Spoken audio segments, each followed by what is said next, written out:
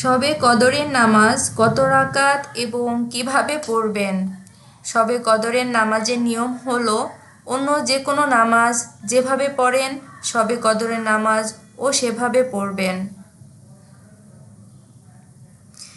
এমন কোনো কথা নেই যে সূরা ফাতিহার সাথে অমুক সূরা পড়তে হবে, না পড়লে চলবে না। প্রথম রাকাতে অমুক সূরা পড়তে হবে, দ্বিতীয় রাকাতে অমুক সূরা পড়তে হবে, এমন কোনো কথা নেই কোরআন ও হাদিসে। অন্য সকল নামাজের মতো আপনি কদরের নামাজ পড়বেন, একটু লম্বা সময় নিয়ে ধীরে ধীরে পড়বেন। কদরের নামাজ এবং তাহাজ্জুদের নামাজ ধীরে ধীরে পড়তে হয়। দীর্ঘ সেজদা, আস্তে আস্তে তেলাওয়াত এবং সময় নিয়ে পড়বেন। দুরাকাত করে পড়বেন, যে কোনো সূরা দিয়ে পড়বেন।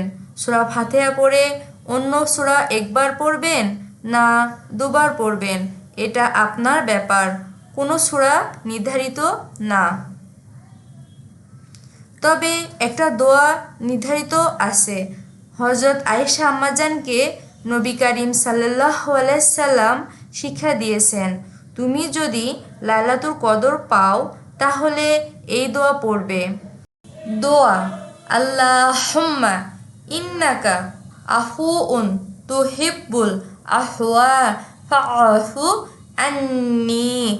অর্থ: হে আল্লাহ, আপনি ক্ষমাশীল, ক্ষমাকে ভালোবাসেন, তাই আমাকে ক্ষমা করে দিন।